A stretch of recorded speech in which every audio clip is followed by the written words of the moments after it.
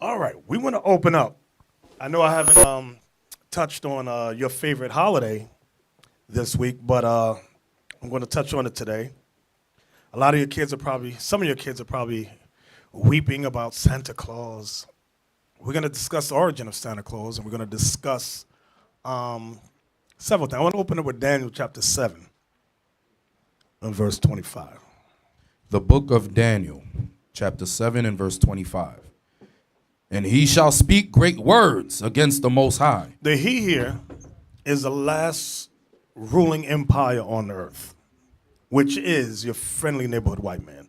America, particularly America. Read it again.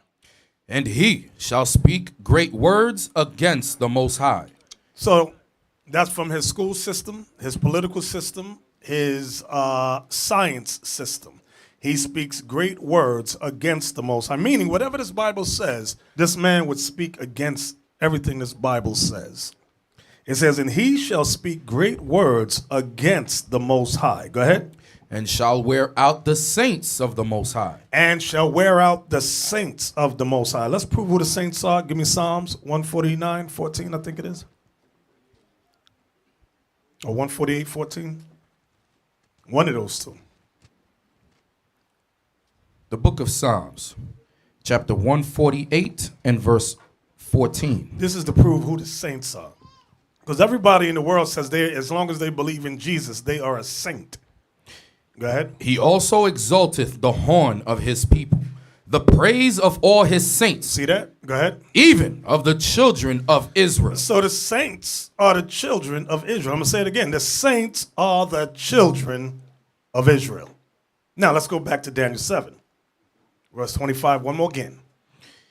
And he shall speak great words against the Most High. So the he is the so-called white man, beginning with America. Go ahead. And shall wear out the saints of the Most High. And he wore us out in slavery. He wore us out in slavery. How did he wear us out? He wore out our nationality so bad that we don't remember who we are. He wore out our culture, our heritage, our land of origin. He wore us out economically. He wore us out financially. He wore us out in all means, by all means. Go ahead. And think to change times and laws. And that's what I wanted. And think to change times and laws. One of the times that has been changed is every year we have what's called daylight savings time, where you turn the clock back an hour and or you turn the clock ahead an hour. That's this place. America does that. Another thing that they have done in changing laws is that God says the new year begins in the springtime when you read Deuteronomy 16:1. The white man has taught us in America, no, the new year begins in the dead of winter, January 1st. That's how they changed laws, times, and laws as well. God also taught us that marriage is between male and female. Society, America has said no, it's no longer male and female. It can be between same sex. Male and male, female and female. So that helps us to understand and think to change times and laws. Go ahead. And they is the saints, which are the Israelites, shall be given into his hand. Shall be given into the hands of America, this last empire on earth, until a time and times and the dividing of time. Approximately 350 years. Time is singular, time is plural, and dividing of time, which is half. About 350 years. From there, get me Titus, New Testament now, New Testament. Titus chapter 1, verse 14. The book of Titus, chapter 1 and verse 14. Not giving heed to Jewish fables and commandments of men that turn from the truth. Read that again. Not giving heed to Jewish fables. Y'all know what the term Jewish. Can we look up the suffix, please? Ish. ISH in Google. Ish is a suffix. Let's look that up. We often use this word. The media uses it all the time, so much that it's become normal. Do you know the word Jewish is one time in the Bible? Right here. You got it for me? Dictionary.com got it. Ish. Okay.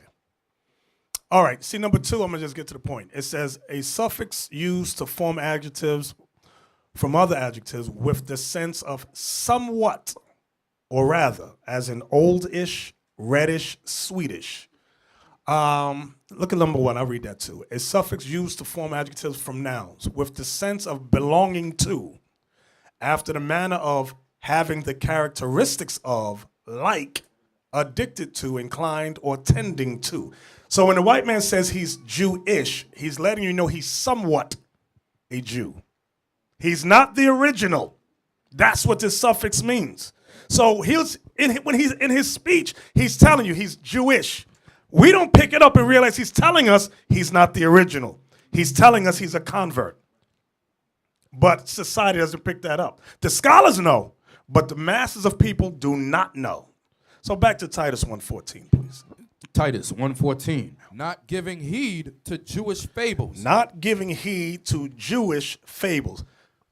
Jewish fables. So now, Christmas is a Jewish fable. Why do I say that? Because Christmas, allegedly, in Christianity, they teach us that that is the birth of Jesus.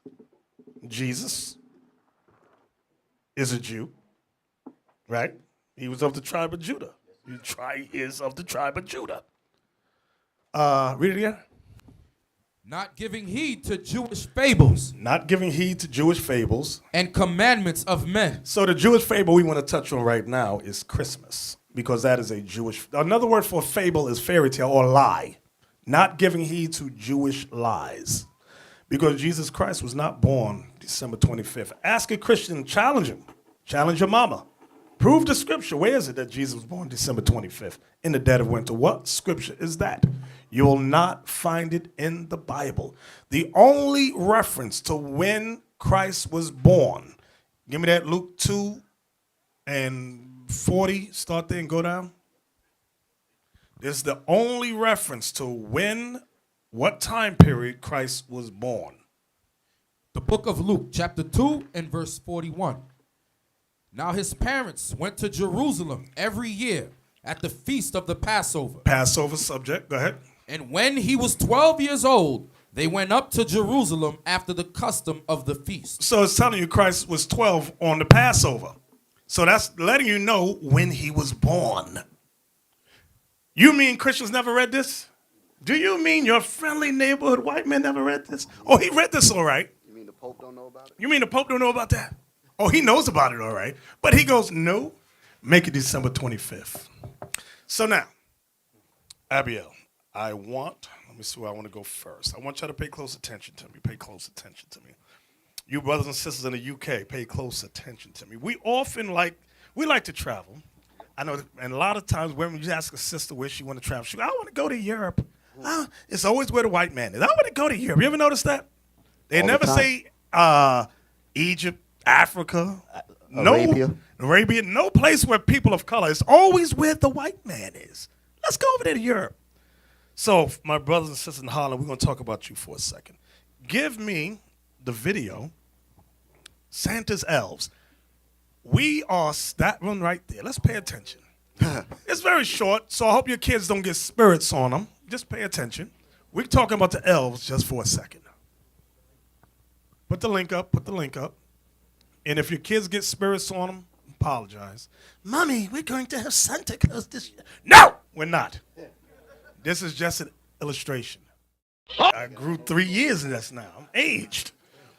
So now, from there, it brought back memories to many of us in our youth, when we were young and we saw that and we would dance and cheer and run through the house around the tree singing that song. And don't say y'all didn't sing that. Maybe in Jamaica or Trinidad y'all didn't I sing didn't it. sing it. But I America, never sing- we sang that song. And we danced and hooped and hollered. And don't say you didn't either. You know you did. You gotta watch the American Black. They don't be lying too. No, I never. No, I didn't say it wasn't over here, but I don't remember. Oh, okay. I do know about those elves, though. I heard about that thing. Abiel, give me the article about Holland. I want the article about right there. In Holland, Santa doesn't have elves. He has slaves. So now, What I want y'all to know is that Christmas, so-called Christmas, became a national holiday in America in 1870. 1870, it became a national, listen to my words, a national holiday. Some people celebrated before that, but in America it was, what's the word? Official. Officially nationalized as a official holiday. Now, some people, like for example, you know the Charles Dickens story? Charles Dickens wrote a book called A Christmas Carol. That was 1843. But the whole nation was not celebrating. Yes, certain people still celebrating, so that's why that book was written. However, this celebration is done in the Netherlands. It was national in 1810. Listen good to what I'm saying, 1810. That's 60 years before America nationalized it, officialized it.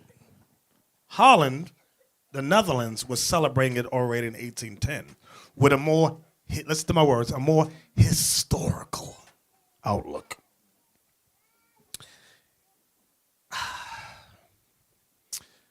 I'm going to read this. In Holland, Santa doesn't have elves, he has slaves. What are they talking about? You have many blacks that moved over. I mean, you have blacks in Holland and Netherlands already. But some blacks from America recently moved over there. And they were shocked. It was a culture shock when Christmas time came. They said, where is the elves? They said, our Santa Claus does not have elves. He has slaves. What the hell is this? So, I'm going to read it briefly. As a newcomer to the Netherlands, I do many things wrong. I forget to bring gifts to dinner parties. I thank people too profusely and often speak too personally with people I've just met. But no slip-up has provoked a more troubled response than when I've brought up my concerns about Santa Claus. Mix the words around in Santa, you get Satan. Here's what concerns me in Holland. Santa or Sinterklaas. Sinterklaas, that's how they say Santa Claus in Holland. Sinterklaas, as he's known to the Dutch, doesn't have reindeer. He has a little helper named Zwarte Piet, literally Black Pete. That's his name. Zwarte Piet is Black Pete, who charms children with peppernotten cookies and a cookie demeanor while horrifying foreign visitors with his resemblance to Little Black Sambo. Each year on December 5th, the morning before the feast of St. Nicholas, children all over the country wake up excited for gifts and candy, while thousands of adults go to their mirrors to apply brown paint and red lips.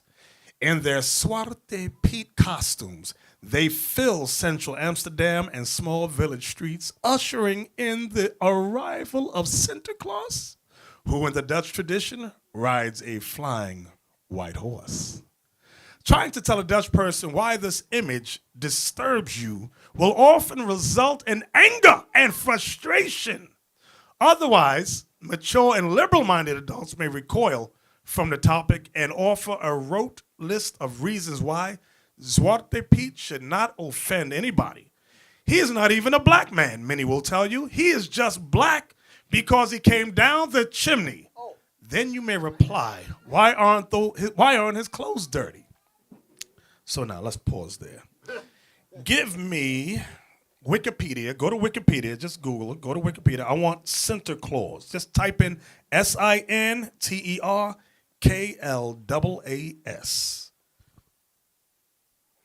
Now, these are some more of your Jewish fables. Right there, 19th century. I'm just going to read this. This is about Santa Claus. Oh, first, let's go back up. I'm sorry. Go back up. Let's take a look at Santa Claus. I forgot. Okay, that's a photograph in 2009 of a man portraying Santa Claus. Now, what I want you to see is that he's still your favorite friendly neighborhood white man. He wears the Pope's Dagon hat. He rides a gray or white stallion. Now, scroll down. There's under Santa Claus, go down to Pete. This is an example of Zwarte Piet, which means Black Pete or Black Peter. Notice, I want you to look at the way he's dressed. The way he's dressed is historic. I'll touch that in a second. Go down. Okay, this is Santa Claus and his Zwarte Piet helpers arriving by steamboat from Spain. Go down. I said something, everybody just missed it. Right there. Can you blow that picture up right there? Notice Santa's helper. He's checking his list. It is a Zwarte Piet illustration from the 1850 book Saint Nicholas Jean. I can't pronounce. Y'all from Holland, y'all online, y'all know what this is saying. Saint Nicholas and his servant. So the servant would help him make toys, things of that nature. Once again, look how Black Pete is dressed. I want you to look at the clothing. Look at the Pope's hat on Santa Claus.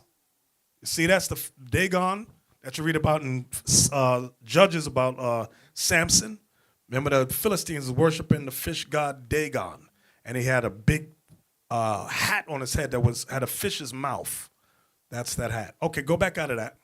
Now let's go to 19th century. Go down, scroll down. 19th century, I want to read this for y'all. In the 19th century, the saint emerged from hiding and became more secularized at the same time. The modern tradition of Santa Claus as a children's feast was likely confirmed with the illustrated children's book Saint Nicholas and Zijn Knecht, whatever, Saint Nicholas and his Servant, written in 1850 by the teacher Jean Schenkman, 1806 to 1863. Some say he introduced the images of Santa Claus delivering presents by the chimney, riding over the roofs of houses on a gray horse, and arriving from Spain, I'm stressing that for a reason, by steamboat, which at that time was an exciting modern invention. Perhaps building on the fact that St. Nicholas historically is the patron saint of the sailors, many churches dedicated to him have been built near harbors. Schenkman could have been inspired by the Spanish customs and ideas about the saint when he portrayed him arriving via the water in his book. Schenkman introduced the song, I can't pronounce that, it means look over yonder, the steamboat is arriving, which is still popular in the Netherlands. In Schenkman's version, the medieval figures of the mock devil, which later changed to Oriental, or look at the next word, Moorish helpers. Y'all know what the word Moor means, right? Latin, it means black. Moorish helpers was portrayed for the first time as black African and called Zwarte Piet, Black Peter. Go down. Okay, that's all I want out of there. Watch this. Give me the video from CNN that Captain Isaac had posted some time ago, which is excellent. Now, blackface, Dutch holiday. Now, how long is this video? Put the link up. Okay, that's too long, but I'm going to jump around. Let's start at 10 minutes. No, it's 15. Start at 5 minutes. Let me see. Start at 5 minutes. You at home, y'all could, if y'all have never seen this video, you can see it on your leisure. Okay. Let's start at 5 minutes. Let's try there. Watch, pay close attention. Right there. Bring it back. Spank naughty. Bring it back. There's some good stuff in here. Bring it back. Let's start there. Just start. Now, pause it. I'm sorry. The brother that's narrating this, yes, he's a sodomite, but that's not the point I want to get to. But he moves to the Netherlands, and he said it was culture shock to him when it got to the month of December. Of course, he saw people, all his Edomite friends would put on black paint and red lips. He's like, what are y'all doing? Even his homo lover was doing, so what are you doing? So, I'm insulted by this. So during the rest of the year, they didn't show any of this. Right. So when it got to that season, then they realized everybody was changing. Right. Everybody's that was the changing. shock. Right. Then you see things in the stores. This is what we're reading. I mean, watching here. Watch this. Go ahead. Santa Claus in the US and Sinterklaas in the Netherlands are both fairy tales. This is Sinterklaas. Sinterklaas, kom maar binnen met je knecht, want we zitten. Oh yes, Santa Claus and Black Pete are as Dutch as tulips and Gouda cheese. The fairy tale unrolls every year in late fall when Santa Claus and his Black Petes leave Spain and arrive in the Netherlands by steamboat. Kids get all worked up and eventually sleep deprived until the evening of December 5th when they receive tons of gifts. My Dutch spouse tells me when he was a kid, Black Pete held a broom made of willow branches, used to spank naughty children, and a burlap bag in which the worst behaved kids would be taken back to Spain. But that all changed in the 70s, he says, Nowadays, Black Pete is all harmless fun. If you want to, you can see it as the slave, the bad guy that takes the children back to Spain. But do people not like Zwarte Piet? Oh no, they love them. People love Zwarte Piet. Yeah, because they give candy to the kids and they give the presents and they do funny So stuff. they don't see Zwarte Piet as bad. No. Other people do see it as bad, as discrimination, kind of that he's, I don't know, the slave of Sinterklaas. Or But the problem is, you focus too much on the bad stuff. That's why it sounds so bad. But as a kid, it's more like a party. Daar wordt aan de deur geklopt, hard geklopt, zacht geklopt. Daar wordt aan de deur geklopt, wie zou daar zijn? Wees maar gerust, mijn kind, ik ben een goede vriend. Want dan ben ik zwart als roet, ik meen het toch goed. I must say, looking at it from my girlfriend, it's a bit different. She looks still very nice. We're a different couple, He was just talking to you. but still the same Black person. couple now. Yeah.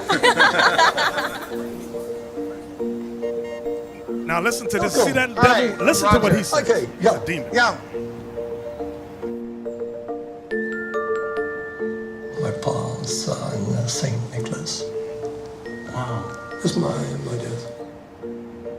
And I became a Black Pete. That's my pa. You should have saved a picture of yourself as Black Pete. No, I haven't. No. No. So in America, when they see Zwarte Piet, they're shocked. They don't know what our tradition is. In the history, there are a good man, Santa Claus, and there is an enemy, a devil. And the devil is black. But the devil was, in the history, a very angry person. Black, angry Black. person. But Black Pete is transformed to not a person who was angry, but a person who was friendly. So Black Pause it Pete right was there. an angry black man, Yeah. and now he's a happy black So I man. want Black you to Pete is just not pay racism. attention. Black Pete was an angry black man. Then he was transformed to be a good man. Now, all that goes historically. I'm going to tell you about in a second. Play on. Now he's a happy black man. Black Pete is not racism. Black Pete is not a slave. He is the friend of everyone. The earliest images of Zwarte Piet are from the mid-19th century in a book illustration for children. He is a black page, as you would have them in the 17th century, a servant to the social elite. Were these servants slaves? They were not free, so they were definitely slaves. But of course, they were not the same kind of slaves as those who worked on the plantation. Here you have a former ambassador to Morocco, and here is his slave. On the back of this picture. Pause. If y'all look, I want y'all to, this is all what y'all looking at is a Renaissance painting. It's all historical. We're going to touch the history in a second, but I want you to look at Black Pete in the back with the turban on his head. This is all history. Even in the one in the front. So when he said Black Pete was an angry black man, then he was transformed, it's all historical of when, I'm going to just tell you. Who knows the history on this? Raise your hand. Let me see who's thinking. Only one brother? Let me hear you, Ezekiel. Let me hear you. Give him the mic. Give Ezekiel the mic. Let me see if you got it. We're still on video, right? I don't want you to lose the video. Okay. This is the Renaissance era. So, well, they captured our people and they made our people first slaves in Spain. Right. So that goes back to why they said they come from Spain on the boat. Exactly. Thank you. 100%. This is when the Christian whites overthrew us, 1453. They got Constantinople. They got Spain. The Moors that they captured, they forced to become Christians. This is why the ones they captured, they became the slaves of the white Christians. That's why I said Black Pete was angry at first, because he was ruling. Then he transformed to be good. They forced them to become Christians and became the servants or slaves of the Caucasians. Right, that's when they became good. This is the history behind this that they're alluding to but not coming out straight and telling you. Let's play on. Were these servants slaves? They were not free, so they were definitely slaves. But of course, they were not the same kind of slaves as those who worked on the plantation. Here you have a former ambassador to Morocco, and here is his slave. On the back of this painting is his name. He's called Thomas, and he's 15 years old. And he's wearing a metal collar around his neck, like a dog. Yeah. Once people become conscious of this, and you do realize that this figure roots in slavery, knowledge can turn something that's inoffensive at first, can make it offensive. That's what's happening right now in the Netherlands, Yes. I think. But, Yes. but there's a huge group of people who don't want to know. Okay, perhaps that's true. Slavery in the Netherlands here. Yeah, not here, but in the south of America. There were no slaves here in the Netherlands. No. No. Pause. These devils lie at the drop. All them black people in the Netherlands, how'd they get there? They were brought over. A lot of them came from, like they were saying, from Spain. A lot of them. And their families grew up there from the time of slavery. The Dutch had colonies of slaves. Play on. So are the Dutch really in denial about their role in slavery? Well, I think denial is probably a harsh word. I think they have systematically sort of erased a lot of that part of the history.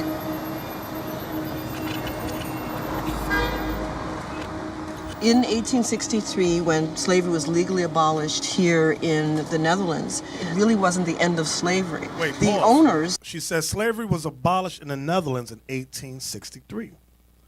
So why was the Edomite just saying there was no slavery there? You see how they just lie? Go ahead, play. I'll try not to. Were compensated along with other colonial empires. So they were compensated, but the slaves weren't. Exactly. They were compensated and demanded that they be compensated for abolishing slavery. It's so upside down. It is. But the enslaved were required to work 10 more years, and when the 10 years was over, you can go now. That was all that you heard. The Dutch seem to have a short memory when it comes to their role in slavery. So the whites were compensated financially for slavery being abolished. Whites got reparations. Right. They got money. We apologize for abolishing slavery. Right, so we're and gonna gave pay them you. money. Then the blacks didn't get nothing. Go ahead, I'm sorry. In recent years, they've been inventing new ways to deny that Black Pete is a racist figure by saying he's only black because he went down the chimney. We want to keep the fairy tale Sinterklaas, and we have to adjust and listen to the voices in society. Black Pete, we call him nowadays Chimney Pete. Pete came down the chimney. And then, because he didn't wash himself, became black, and finally Sinterklaas said, go to a shower, as everybody knows we should wash ourselves. And we started to wash them. But if you are 100 years in a chimney, it's coming not off that easy. You'd go down the chimney, and apart from becoming black... And it turns your hair also curly. And yes. And your lips red, so your lips don't get black, your lips go red. No, they go red. Crazy. And the rest of your clothes stay perfectly clean. Yeah, play perfectly clean. How much of this is commercial? 100%? Of course! It's about selling as many gifts, as many items for children as you can.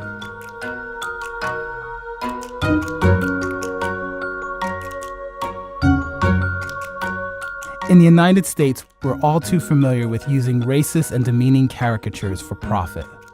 Blackface was wildly popular in entertainment and advertising starting in the mid-1800s.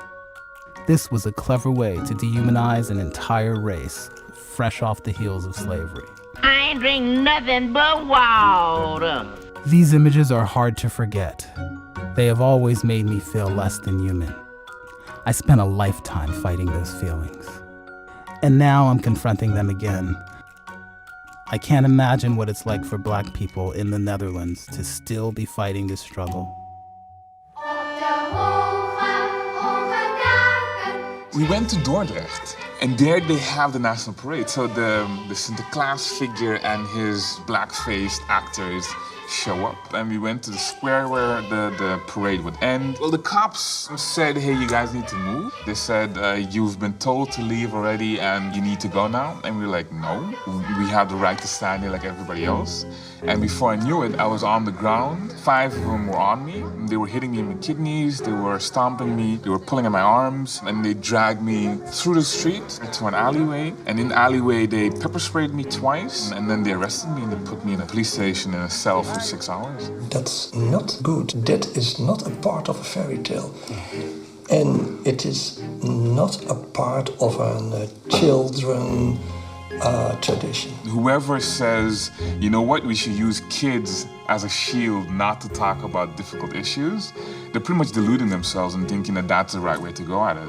Because kids are at the root of why it needs to change. I simply do not agree. This is a old children's tradition. Sinterklaas and Zwarte Piet, Black Piet. And it is not Green Piet or Brown Piet, it is Black Piet, so I cannot change that. My friends in the Dutch Antilles, they are very happy when they have Sinterklaas because they don't have to paint their faces. When I'm playing for Black Piet, I'm for days trying to get off the stuff on my face. Prime Minister. A prime minister. When we were in Gouda, hundreds of white people in blackface, and I was standing there. I didn't even have a shirt saying Zwarte Piet is racism. I was just standing there. But me standing there, and they walking past me and looking me in the eye, they know what they are doing is wrong. So I made them feel so uncomfortable that they had to get the cops, and the cops had to get me away.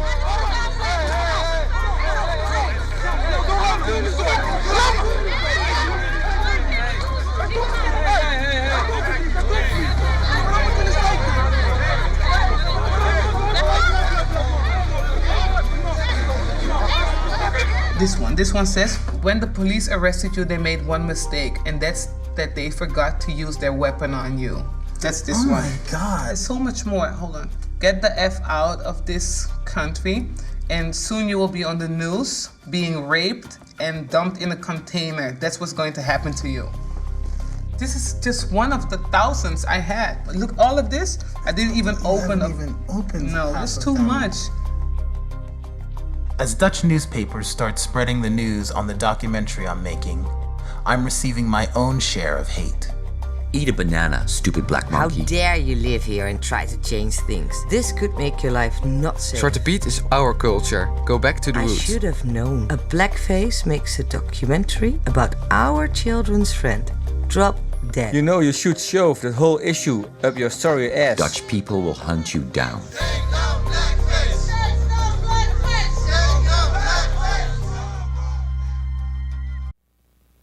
I was listening to some of the comments that the people are saying against the journalists that's exposing all of this. And the comments, some of the comments were, how dare you come here and disrupt our culture and what we're doing here. And earlier in the presentation of the video, there was a part where they said about Pete coming down the chimney. And they said that he was made black because of the smut that's inside the chimney. And then people began to challenge that by saying, well, why come his clothes weren't dirty as well? So this story, or the tale, has a lot of holes in it. But to show you how disciplined they are as far as keeping tradition, which is what these emails are saying, the same thing, how dare you change it, regardless if it's wrong or not. We understand that we must back it even in its wrongness, because it represents our solidarity in what we believe in. So they're not going to change their mind regardless, and they all agree with it. They all agree with it regardless of what facts you bring. And in addition to what you're saying, which is correct, the black people, our people that are in the Netherlands, what do they have a problem with celebrating Santa Claus, or is it Black Pete? It's only Black Pete. So if you change that whole lie into an elf, those black people will be happy. That's the evil behind the whole thing. They just don't want to be pointed out historically as a slave. But when we go through the scriptures, God says the entire thing is evil and is satanic. But our people have not woken up to that. Let's go back to the video. I'm invited to a family celebration.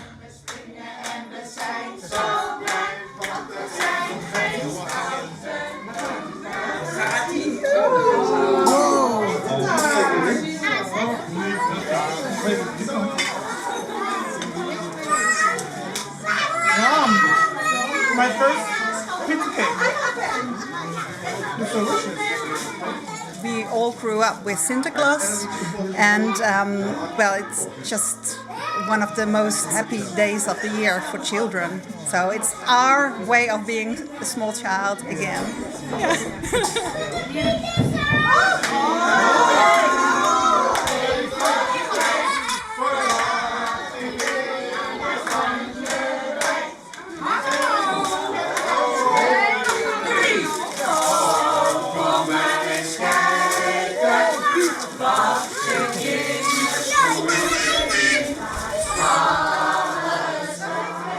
This family has taken me in without any reservation.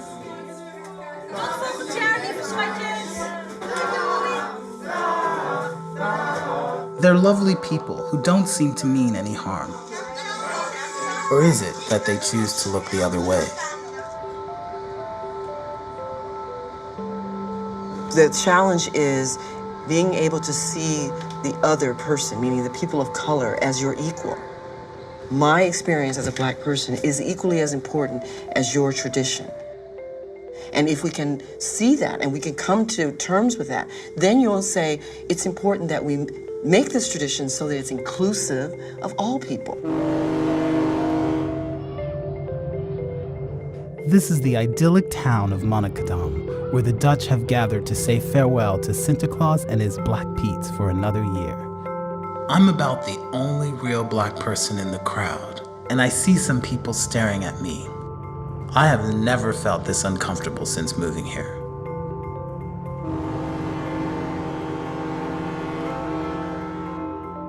So the Black Pete's leave for Spain again. They're gone for another year. Standing here, I realize that the world will not stand for this much longer, and Black Pete will have to change.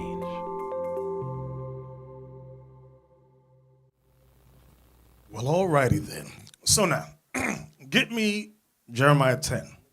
I'm telling you, the only problem they got is the Black Pete part. They want the rest of the lie. But let's see what God says about that. Jeremiah 10, let's start at verse 1. The book of Jeremiah, chapter 10 and verse 1. Hear ye the word which the Lord speaketh unto you, O house of Israel. So the Lord is speaking to the Israelites. Go ahead. Thus saith the Lord, learn not the way of the heathen. Learn not the way of the heathen. These customs that we keep today, like Christmas, is a way of the heathen. What heathen nation taught us? Christmas, Santa Claus and all that? The so-called white man. He is the heathen nation. During the time when Jeremiah wrote this, Jeremiah was prophesying about Babylon, because we were about to go under Babylon, which are the modern-day Ethiopians. Read. And be not dismayed at the signs of heaven. For the heathen are dismayed at them. For the customs of the people are vain. For the customs of the people are vain, meaning lies. Go ahead. For one cutteth a tree out of the forest, the work of the hands of the workmen with the axe. They deck it with silver and with gold. They decorate that tree with silver and with gold. Go ahead. They fasten it with nails and with hammers, that it move not. So today we use a tree stand so it don't move, so it don't fall down. But there was a myth back then that the tree could walk if you did evil. Go ahead. They are upright as the palm tree. Right. Back during the time of ancient Babylon, they used the palm tree. But now, more modern term, they use the evergreen tree today. Go ahead. But speak not. They must needs be born. The word born, B-O-R-N-E, means carried. The tree must needs be carried. Go ahead. Because they cannot go. Be not afraid of them. Listen good to this. Be not afraid of them. For they cannot do evil. For they cannot do evil. Go ahead. Neither also is it in them to do good. They can't do evil. They can't do good. Now, what does that part of the verse have to do with the whole Santa Claus crap? In America, they teach you, I forgot. He knows when you are sleeping. He knows when you are, you know that one? He knows when you are bad or good, so be good for goodness sake. Oh, now that's in America. In Holland, in Netherlands, they said if you're bad, black people put you in a burlap bag, carry you to Spain, and whoop the hell out of you. That's so all little white kids are terrified of Black Pete, If I'm bad, he'll put me in that bag and carry me back to Spain. That's what they're saying. So the Most High from Jeremiah chapter 10, the whole thing is satanic and evil. But our people in the Netherlands say, no, only take out Black Pete so we can all be equal. No, the whole thing. That's why God ain't rolling with our people out there. Even here in America. Only time our people speak out against Christmas is not because it's a satanic holiday, but they say, oh, well, if we hit them economically, then they'll do what we want. They'll make us equal. Our people are simple as hell here. That's not going to make us equal in the sight of the so-called white man. Okay, watch this. Now, get me Google. Let's get the book Nature Knows No Color Line. You should already have it up there. Show the book cover. If y'all don't have this book, get this book. It's called Nature Knows No Color Line by J.A. Rogers. Okay? Okay, let's go inside the book to page 63. Let me look. Yes, right there. So I want y'all to look, see the pictures right there? Zoom in on the bottom. Moorish, listen to Moorish chess players of Spain. You see that? You see the blacks playing Spain? The Moors introduced chess to the world. Now, I know some of y'all thought it was the white man. It was not the white man. The black man brought in chess. From the 13th century, I can't see that next word, of something. Note the white servant. So there's a white servant there. Now, if you look at the blacks, they're playing chess. All right, go back up now. Now let's look at the prince. Let's go back up. Okay, these are some of the Moors. Okay. Now, remember, the term Moor represented two groups, two factions of blacks. You had, most popular ones, you had Muslim Moors and you had Jew Moors. Now, let's go over to the side.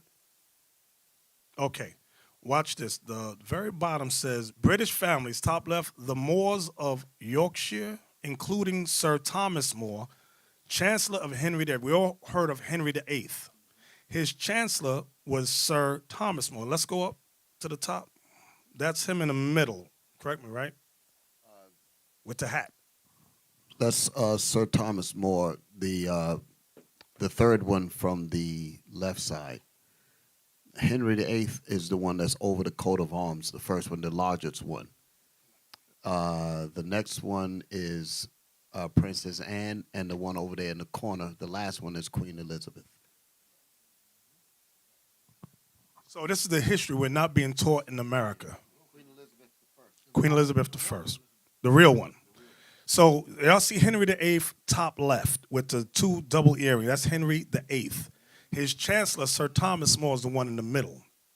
So now, when we go to the side here, it says Negro ancestry in the white race. You got Germany 126, Holland 53, Italy 24. He found, so J.A. Rogers, when he went throughout the Netherlands, throughout Europe, he found all these black images that we're not taught about here in the United States.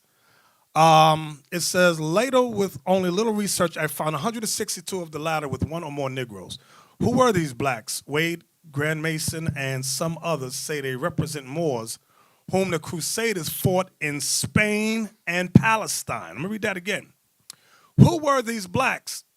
Wade, 43, Grand Mason, 44, and some others say they represent Moors, which means blacks, whom the Crusaders fought in Spain and Palestine.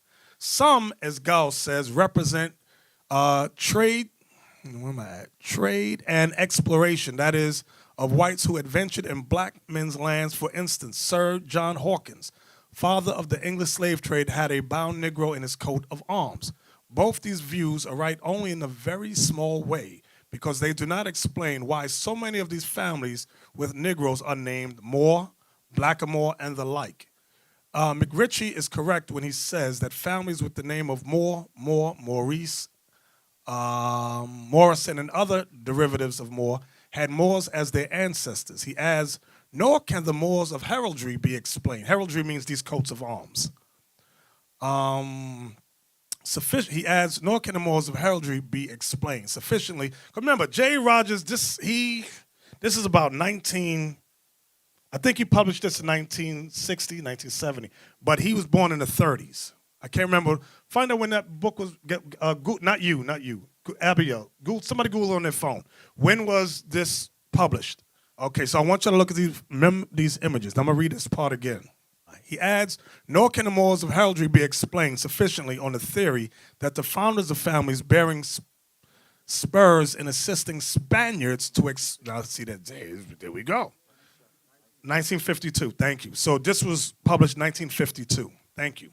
So now, pay close attention to that line I just read. He adds, nor can the morals of heraldry be explained sufficiently on the theory that the founders of families bearing Moors as supporters and Moors' heads as crests had won their spurs in assisting Spaniards to expel the Moor. Let's pause there for a second. So what happened?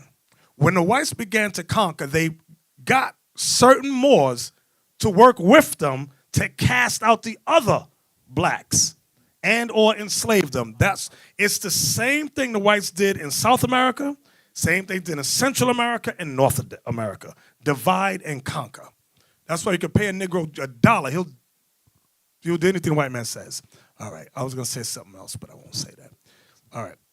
The bearing among ancient coats of arms is too common to admit this explanation, and a heraldic representation of a Moor or Negro man does not suggest Granada.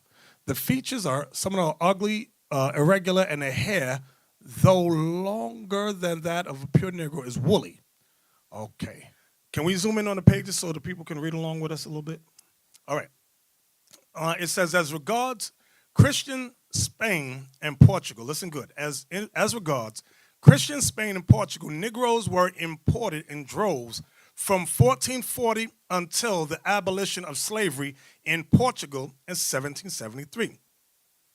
Already before the discovery of America. So before America was discovered, slavery, we was being bought in Spain as slaves, Portugal.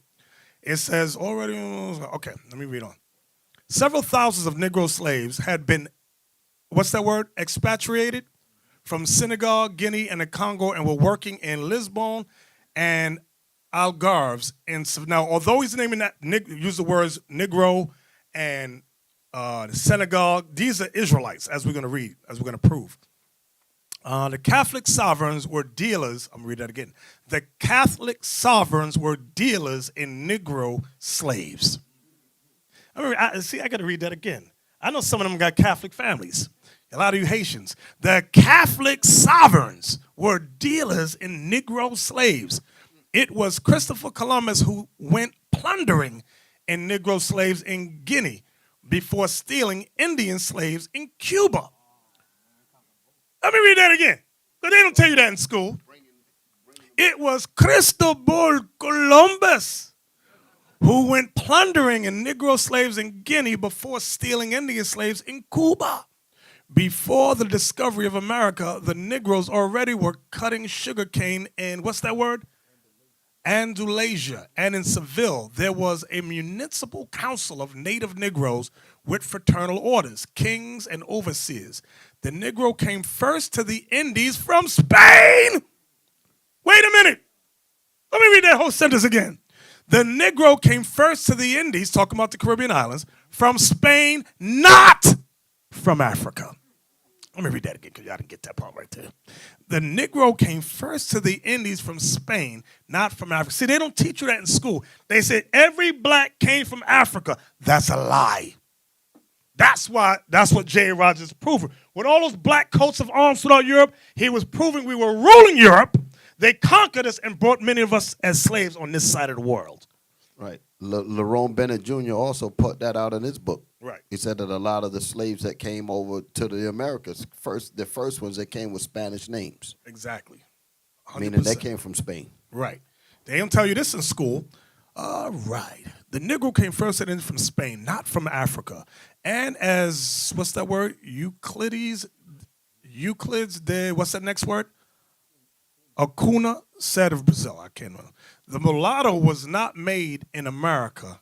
He came to us already made from the, what is that, mother? From the mother country. The African Negro slave trade was more abundant than for America. In one city like Evora, Portugal, the Negroes undeniably exceeded the whites. Several thousands of Wolof, Mandingo, Guinea, and Congo slaves entered Lisbon and Seville each year and were sold for the cities and fields of the south of Iberia. And without the bestial prejudices which afterwards were current in American societies of agrarian slave-holding economy, the Negroes and mulattoes were frequently emancipated, and both rose to prominence by virtue of knowledge, art, valor, or, what does that say, love? Love.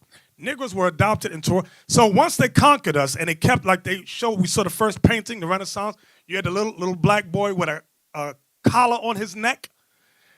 If he had any of those characteristics, they rose up in prominence. This is after the Renaissance, from the 1453 on up. This is before the 1620 slave trade of North America. Negroes, I already read that. Okay, so now, I'm gonna let that go.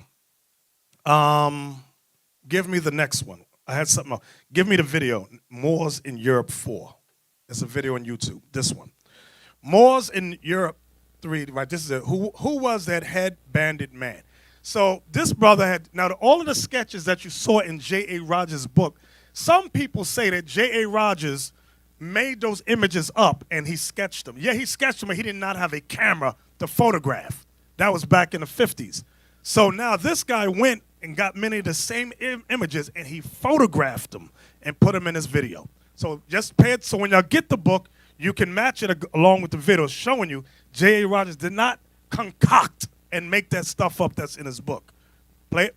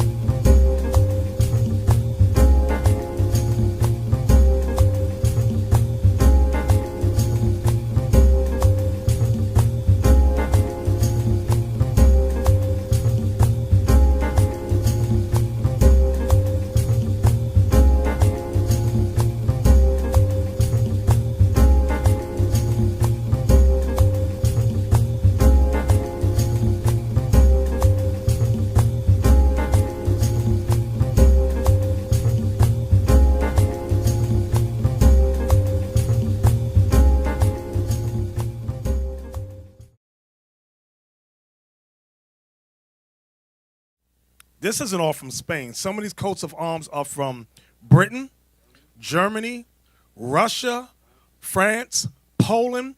We're going to read this. We rule the earth. This is what the white man has kept secret for all these 400 years from us. Tell y'all all come from Africa. You a bunch of monkeys, jungle bunnies. Y'all have no history. Read on anyway. We're moving right along. And we go, okay. Right. They try to cover up their history about the destruction of Jerusalem in 70 AD. And out of that history, you had a lot of Israelites that fled down into the interiors of Africa. I'm sorry, I forgot something. We read earlier that we were ruling in Spain and Palestine. Right. We read that tonight. We sure it just did. popped out of my head. We were ruling Palestine. That was our homeland. And in some of the history, in some of the history records, you read about the parts where Israel that wanted to stay in Jerusalem and secure it. When the Romans came in, they took a lot of Israel into Rome and made slaves out of them in the arenas. Okay, and in 193 AD was Septimius Severus and the gladiators that was ruling that was with him. They rose up and overthrew the whole Roman Empire. Those were the gladiators. Like when you watch that movie Gladiator, that movie itself illustrates that section of the history. That's why they named him Septimius. That was a black man. Okay. Watch this. Give me Revelation chapter 11, verse 7. Let me show you what God says about what we just been discovering. The book of Revelation, chapter 11 and verse 7. Okay. Revelation 11, 7 down is about the two witnesses. The two witnesses is not talking about two guys. The two witnesses in Revelation 7 is talking about the two kingdoms, Judah and Israel. So let's start at verse 7. Verse 7. And when they shall have finished their testimony, the beast that ascendeth out of the bottomless pit shall make war against them, and shall overcome them, and kill them. Now I wanted that verse for a reason. And when they shall have finished their testimony, they are the two witnesses, Judah and Israel. The beast that ascended out of the bottomless pit. Hold on, let's get me Revelation 12 and 3 about this beast. The book of Revelation, chapter 12 and verse 3. And there appeared another wonder in heaven, and behold, a great red dragon. The great red dragon represents Esau, according to Genesis 25:25. The first came out red all over like a hairy garment. Go ahead. Having 7 heads and 10 horns, and 7 crowns upon his heads. Now, some Christians get thrown off because it says dragon. Well, it says dragon, brother. It means it's a literal dragon. No, it's not a literal dragon. That's a similitude. Like when you read, give me this, here's the proof. Job 30, I think it's verse 29, where Job's talking about them, his friends, his brothers.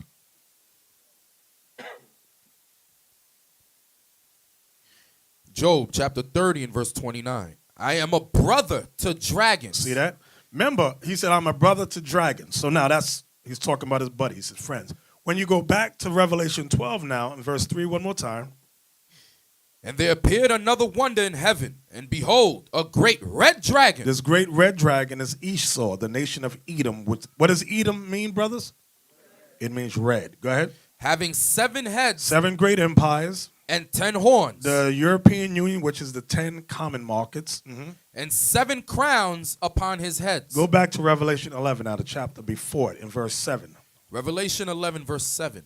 And when they shall have finished their testimony, the beast that ascendeth out of the bottomless pit. Talk about Europe. Go ahead. Shall make war against them. Shall make war against them. And shall overcome them and kill them. And kill them. Now let's see if this is a literal kill or spiritual kill. Go ahead. And their dead bodies shall lie in the street of the great city, which spiritually is called Sodom and Egypt, where also our Lord was crucified. This great city is talking about the United States of America. Read verse 8 again.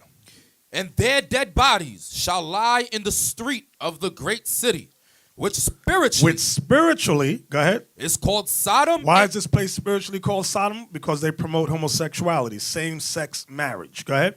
And Egypt. And Egypt. Why? Because in ancient Egypt, you had the 12 tribes of Israel in slavery. Here in America, you got the 12 tribes of Israel here in slavery. Go ahead.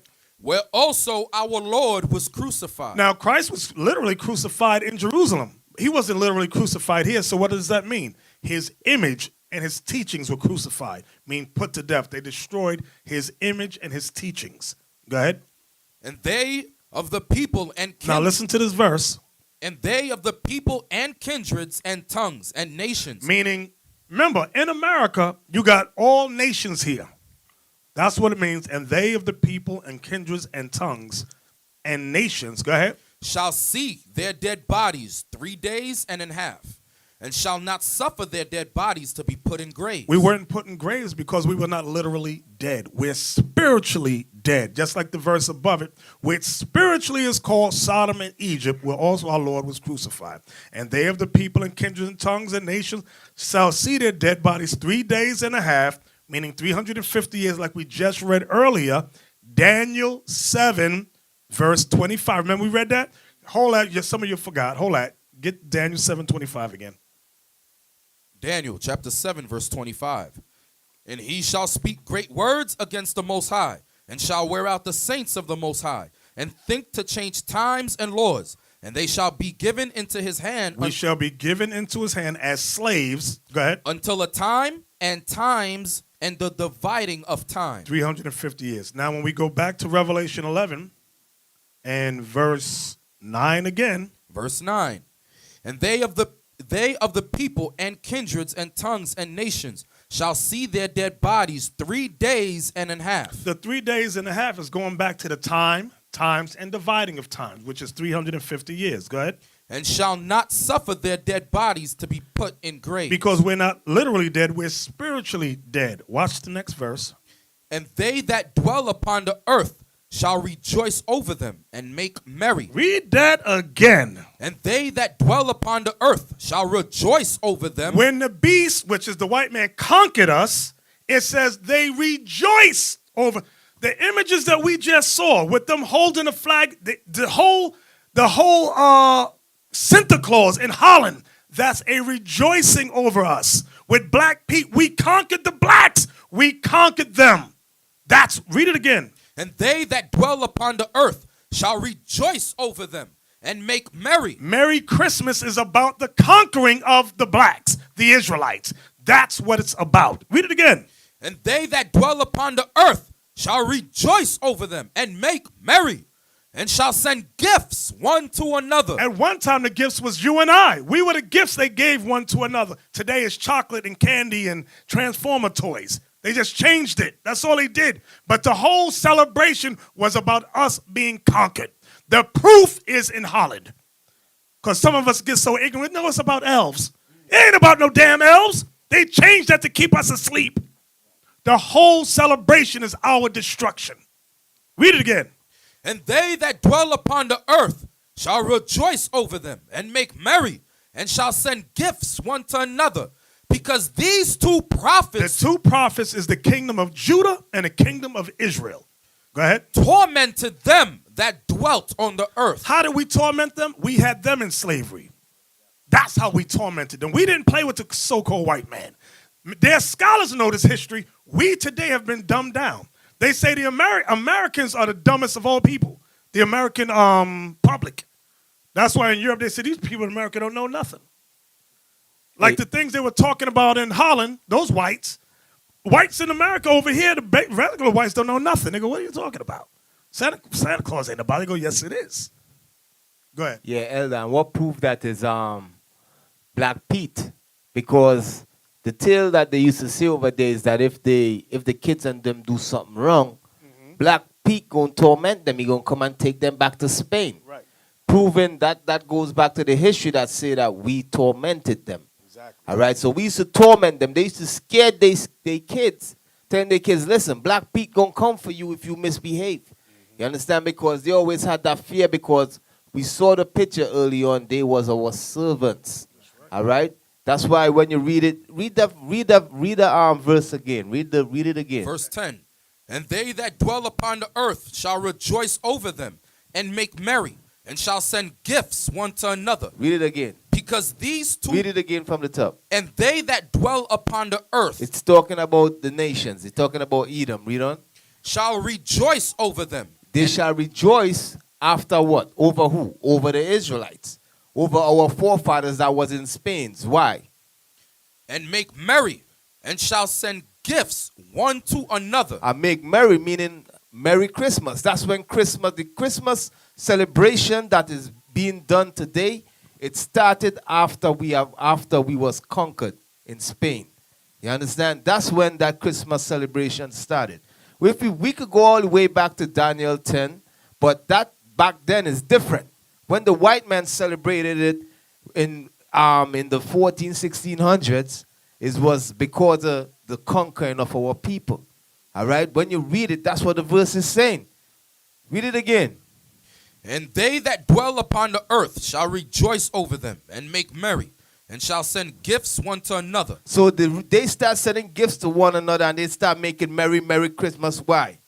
Read on. Because these two prophets tormented them that dwelt on the earth. Because at one point in time we tormented them. After 193 AD, when we conquered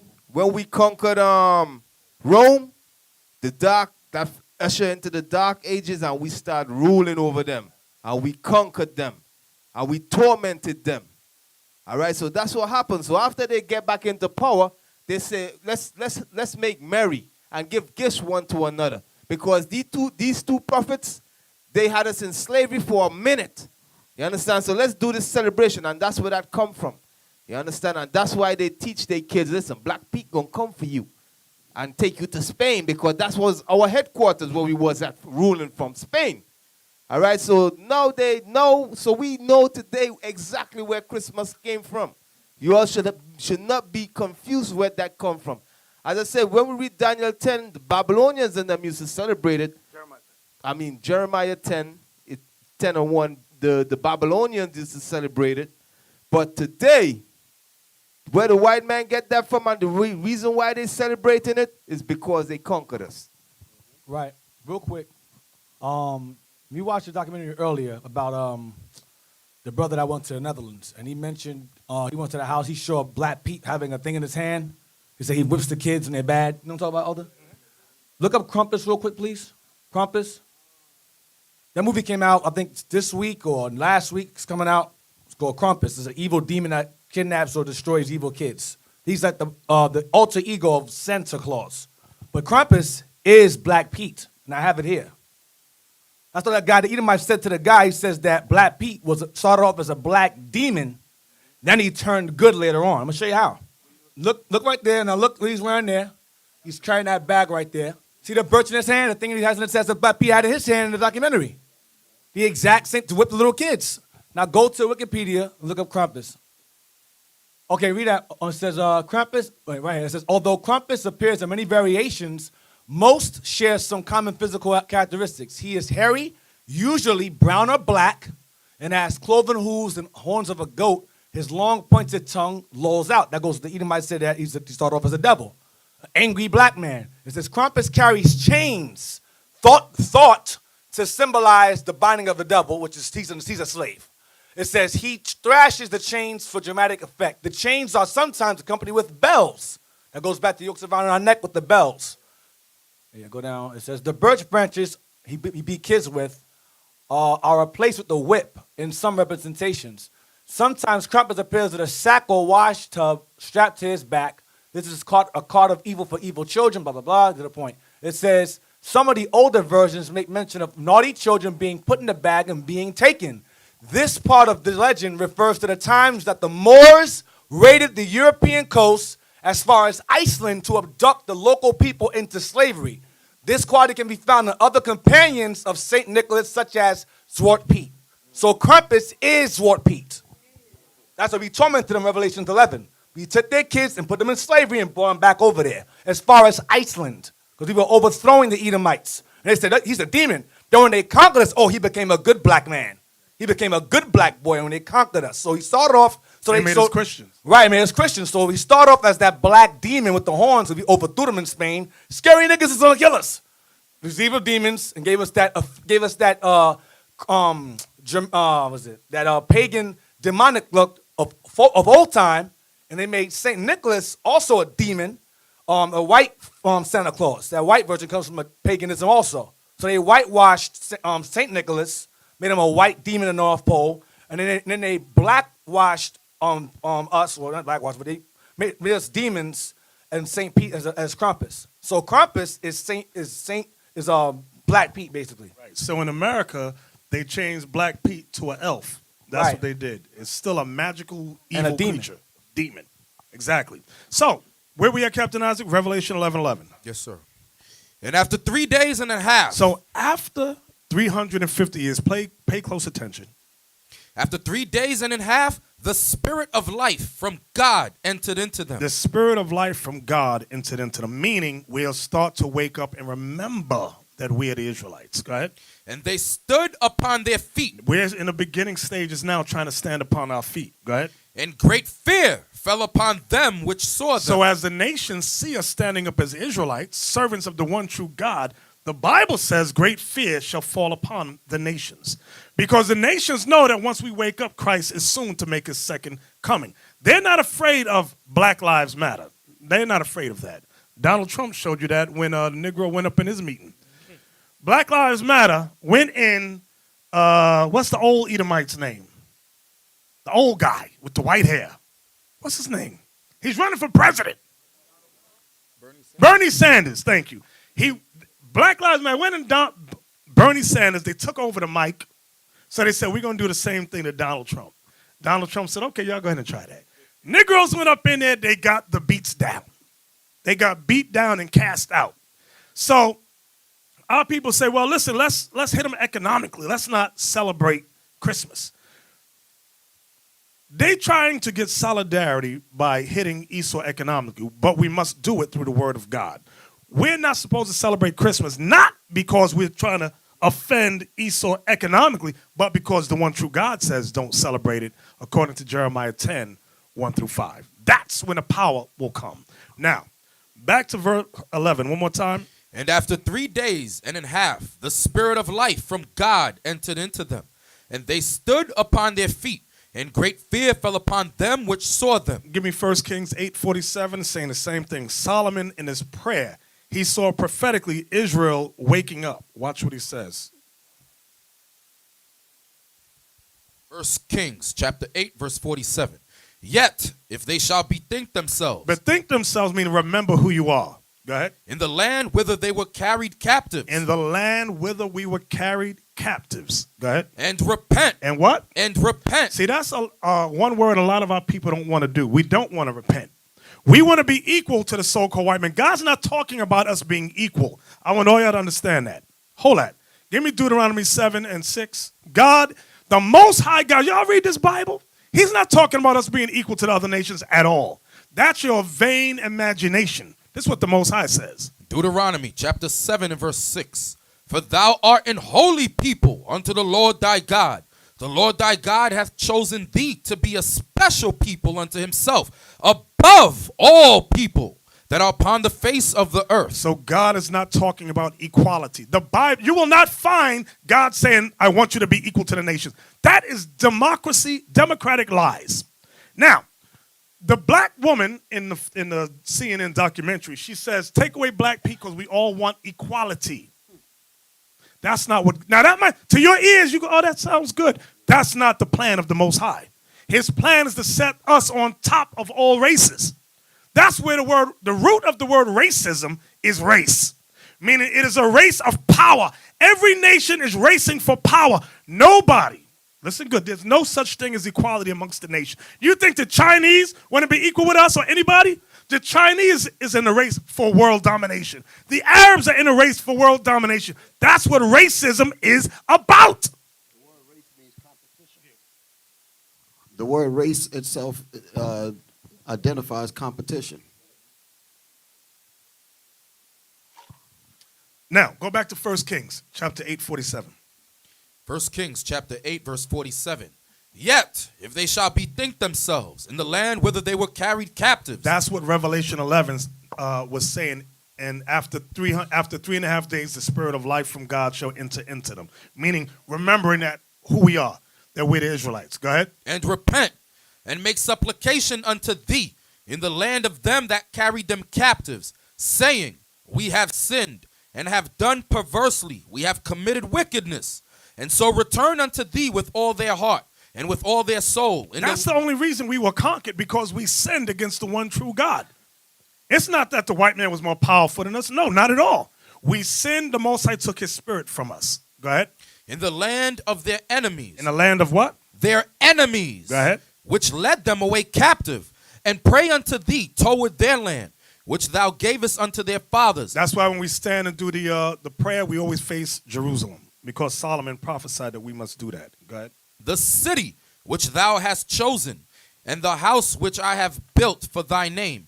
Then hear thou their prayers and their supplication in heaven, thy dwelling place, and maintain their cause. See that? We want the Most High to maintain our cause, meaning we want God to be with us.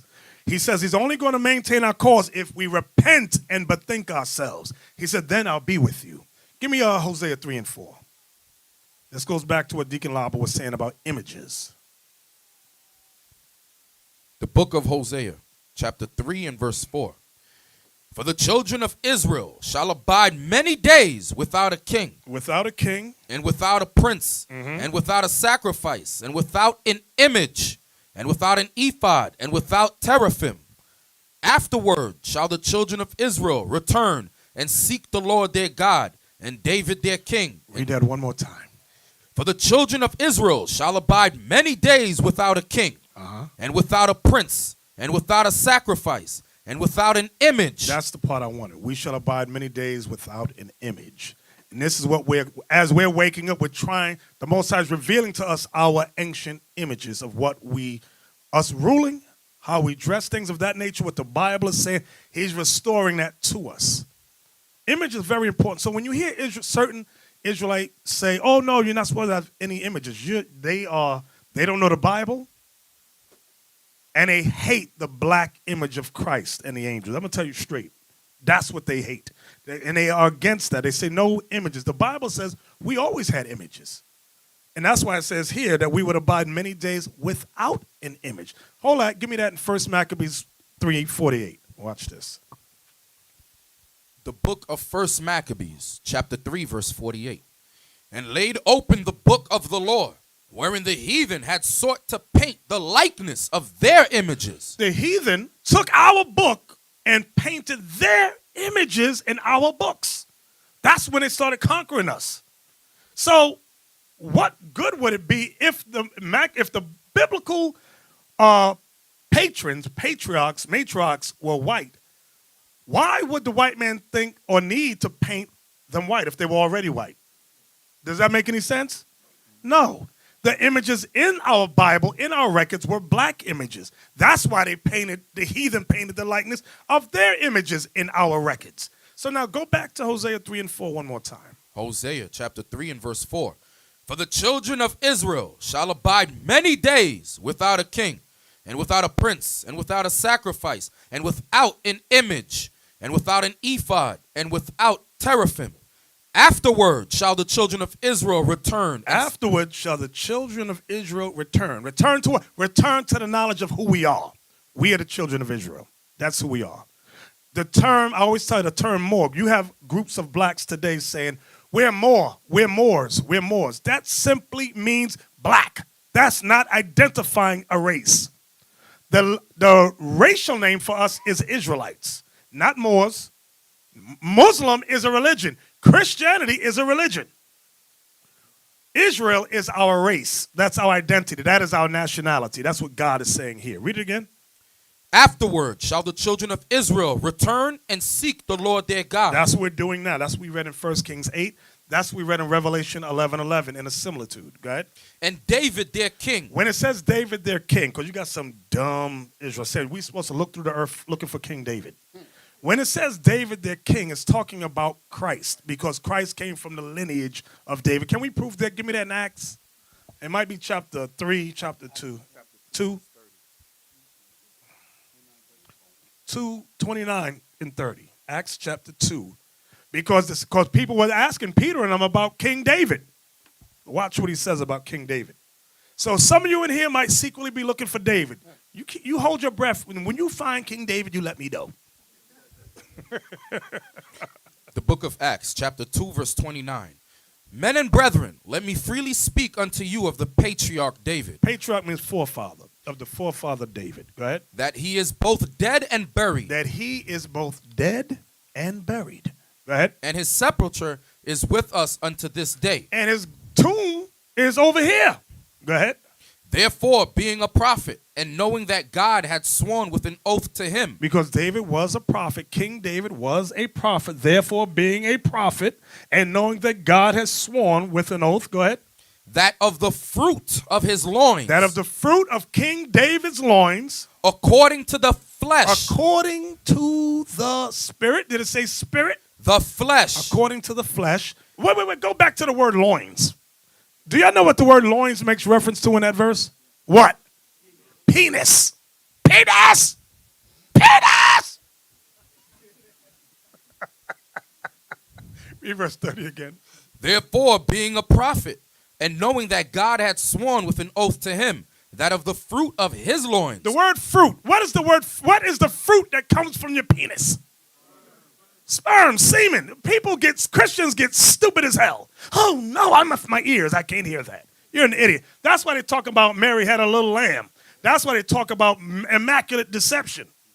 Because they refuse to accept the scripture. Read it again, 30. Therefore, being a prophet, and knowing that God had sworn with an oath to him, that of the fruit of his loins. Of the sperm of his penis. According to the flesh. So it ain't spiritual talk. Peter says, according to the flesh. Go ahead.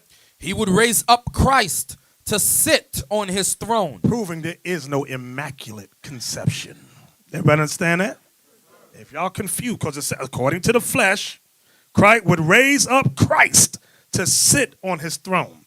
So back to Hosea now. Go back to Hosea now. It was 3 and verse 5. Verse 5. Hosea chapter 3 and verse 5. Afterward shall the children of Israel return and seek the Lord their God and David their king. Meaning Christ. Go ahead. And shall fear the Lord and his goodness in the latter days. And we're living in the latter days now. So Hosea was in the spirit of the Lord. He said in the latter days, this is what's going to happen. So many people, when the Christians say ignore the Old Testament, you know there's many prophecies that have not been fulfilled yet, like the one we just read. The one in Kings has not been fulfilled yet. We're in the midst of it now. We're in the midst of prophecy now, okay? From there, give me Deuteronomy 28.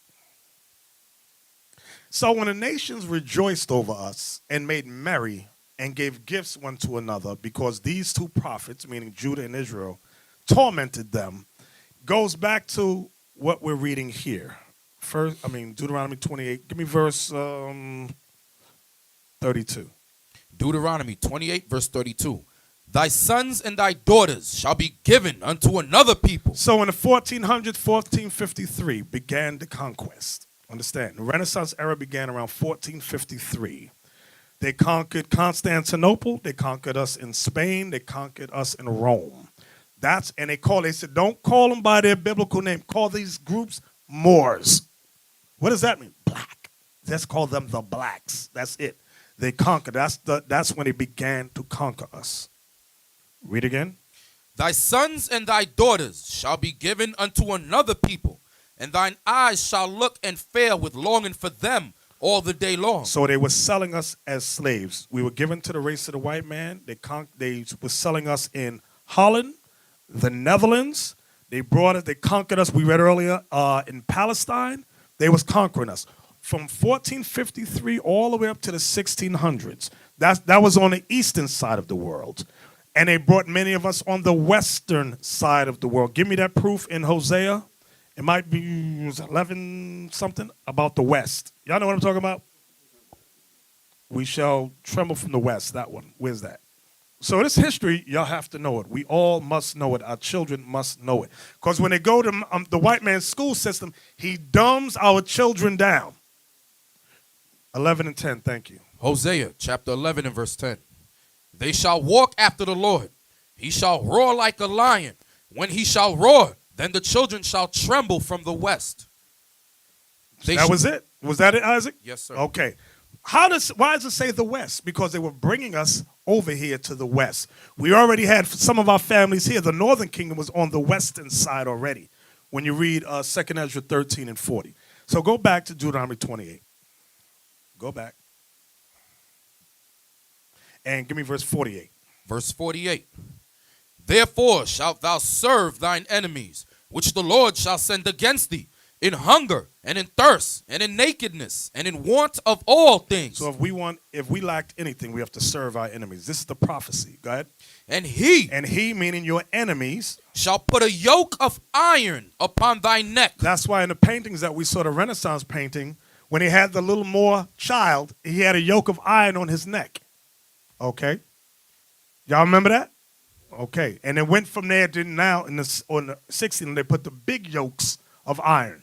Okay? Give me the verse, because I'm not looking at it, where it talks about the bells over our head. It said, our heaven shall something. 23? Verse 23. And thy heaven that is over thy head shall be brass. Right, because they put brass bells over us. That's like in a picture with the little slave boy.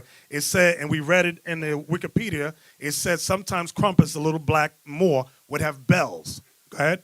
And the earth that is under thee shall be iron. That's a similar to, because we had iron yokes on our feet as well.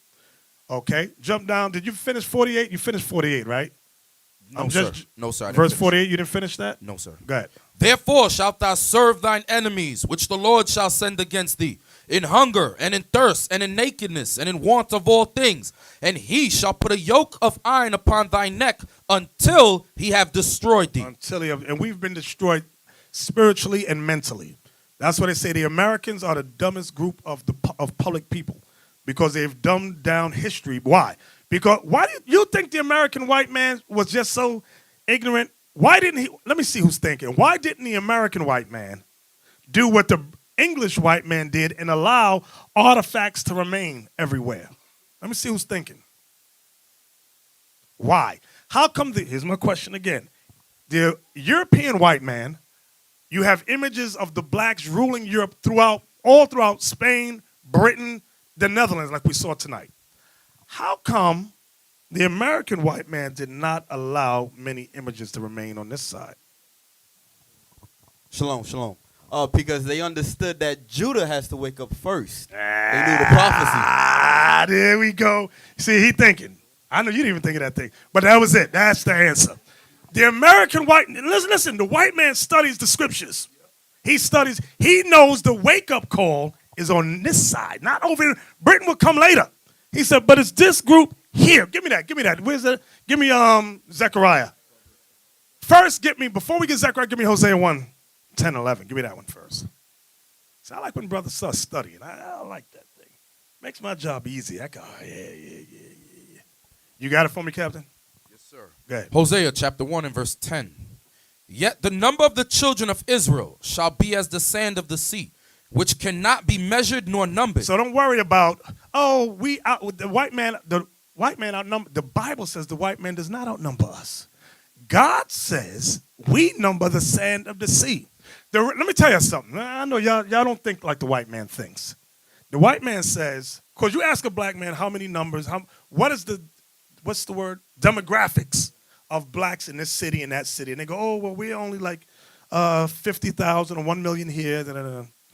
God says we number the sand of the sea. So this is what the white man's plan. This is what he did. He said, if we can keep them divided, they'll count themselves as this small portion in this city here, this city there, that city there.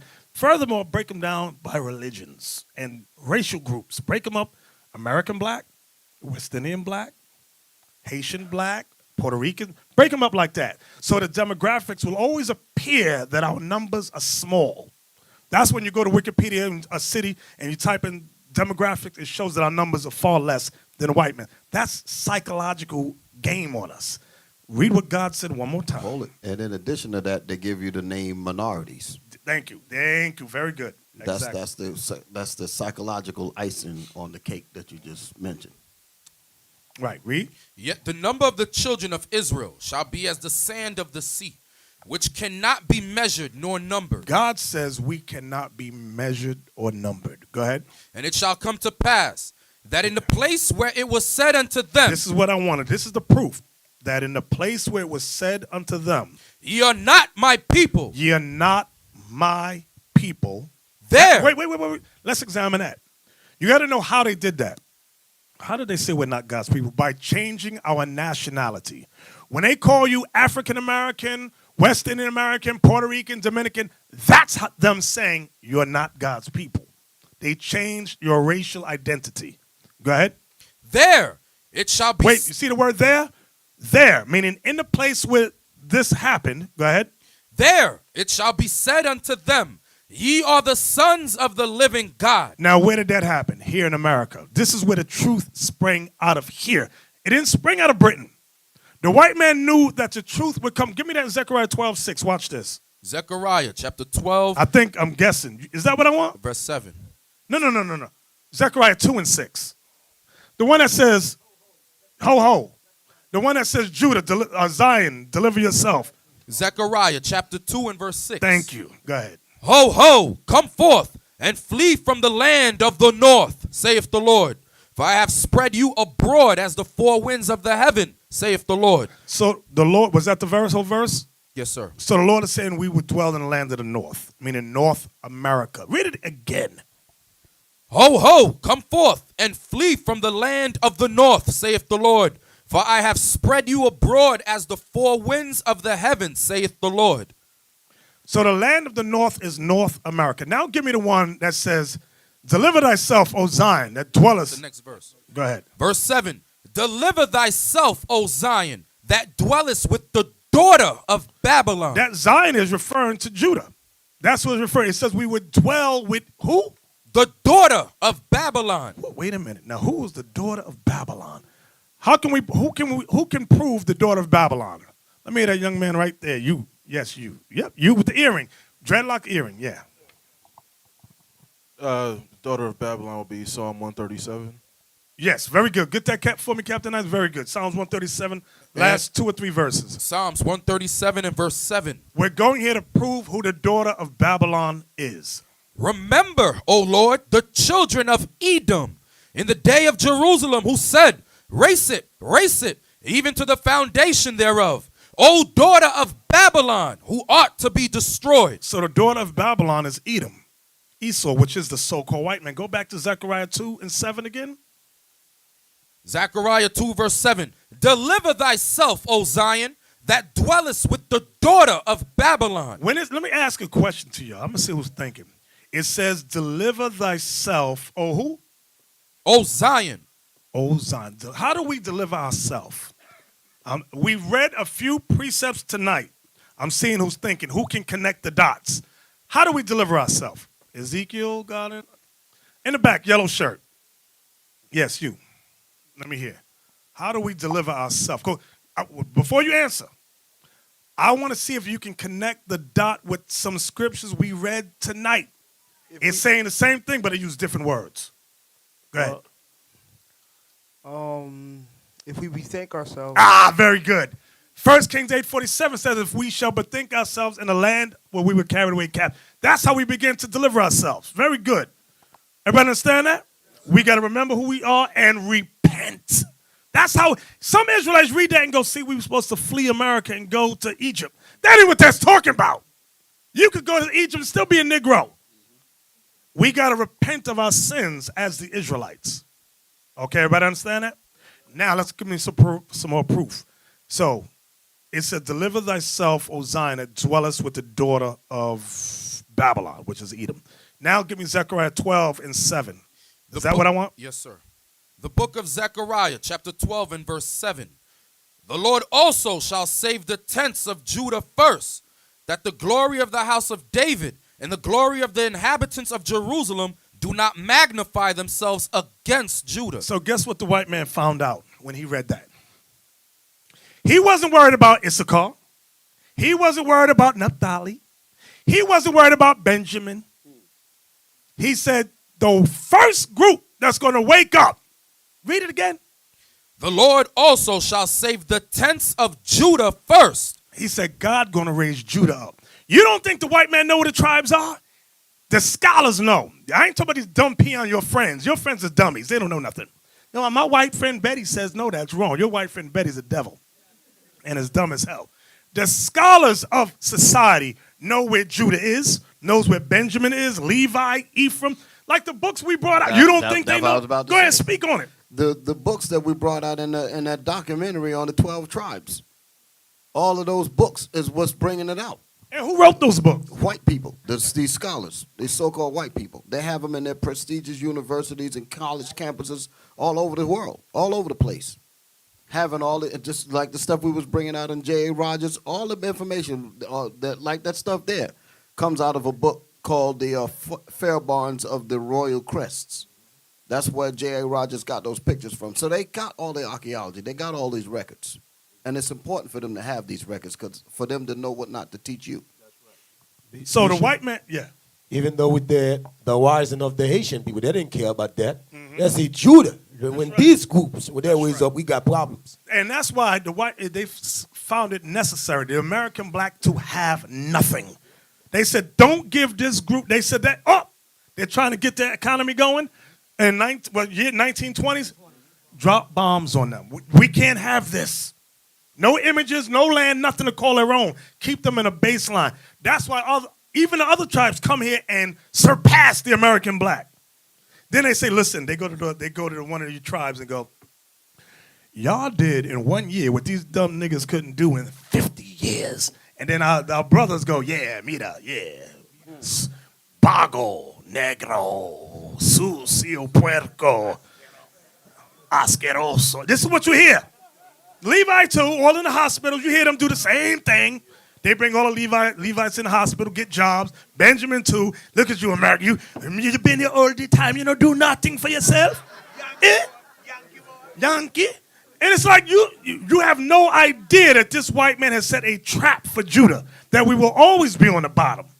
Meaning the mass, because somebody right now thinking, well, you got some superstars. The vast majority of Judah got nothing. And it's not because Judah's bums and lazy. That ain't it. There's so much red tape to keep us down, you make your head spin. The white man know what he's doing. He said, that tribe right there, keep them down. Don't let them rise up and do nothing. Because that's the tribe Christ came from. That's the tribe the Spirit is dealing with first. Read it again, Captain. Zechariah 12, verse 7. The Lord also shall save the tents of Judah first, that the glory of the house of David and the glory of the inhabitants of Jerusalem do not magnify themselves against Judah. He says, I'm going to raise Judah first so that the other tribes don't magnify themselves against Judah. Because why would they do that? Because the white man has twerked inside the minds of the other tribes, you're better than them. That's what is happening. So Mosai said, no, raise them first. I'm going to raise Judah first. Okay? That's what we look at in the video today from Vice News. You see Israelites in Peru. But they weren't raised up first. They came about late 60s on up. And I was telling Gedaliah, the head guy came through New York City. Okay? You have Israelite camps everywhere, and that was because Judah went out teaching. That's what happened. Yeah, but then Bishop noticed that when Judah was rising up, they start giving Judah a job to keep him down still. And, a lot of black brothers start raising up. Then Esau will give him job to bring him back again. Bring him back to your white states. Exactly. So the big mouth Judites, they gave checks and jobs to quiet them. They said yes and that. They know just like Christ. Christ didn't come from high class. He said he was raised up in Nazareth. And they said, can anything good come out of Nazareth? Because it was a ghetto. It was a slum. Okay? So, give me back to Deuteronomy 28. Give me back there. Verse 36. Thank you. The Lord shall bring thee and thy king which thou shalt set over thee unto a nation which neither thou nor thy fathers have known. Now I'm going to show you what that's going with. A lot of times when you ask Christians what does that mean, they'll go to the precept about Zedekiah, about Babylon. But it's going beyond that. Remember what Moses is talking about, the last days. That's what he's really going with. We had many kings set up over us. When you look at the Dark Ages, like what we read in Spain, you don't think there was a king, we had a king with us in Spain? You don't think we had a king in Palestine? You don't think we had a king in Poland and Italy and Russia? We had kings over us.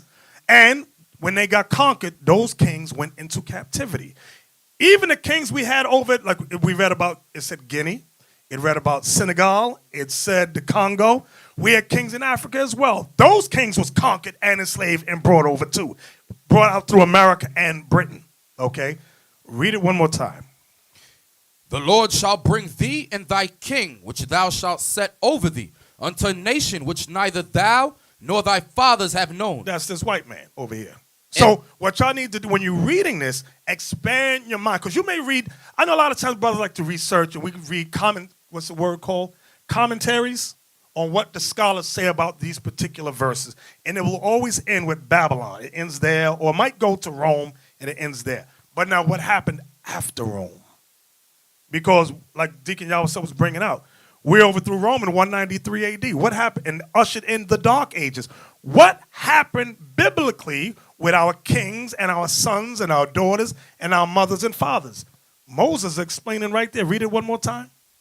The Lord shall bring thee and thy king, which thou shalt set over thee, unto a nation which neither thou nor thy fathers have known. And there shalt thou serve other gods, wood and stone. We serve other gods, wood and stone. Like the biggest god we serve, wood and stone, is Christianity, followed by Islam. Okay, so now the Most High brought us down to nothing. We have nothing. And believe me, when he conquered, I'm going to show you what this white man think. Would it be wise to bring, because remember, when you read the book, Give Me Babylon and Timbuktu, you got it? Give me the part about what we had when we was the group that was in Africa. It said artisans and architects. I'm going to show y'all something. Okay, what page you want to get at? Page 90. Now, I want y'all to listen. And the reason I want y'all to listen to this is because many times America dumbed us down when it comes to our people in Africa. They say we were dumb, we had no intelligence, we were unga bungas running around with grass skirts and javelins. But watch what it says in this book. From Babylon Timbuktu, page 90. The black Jews had an advantage over the African tribes. They carried their culture, history, laws, and written records with them.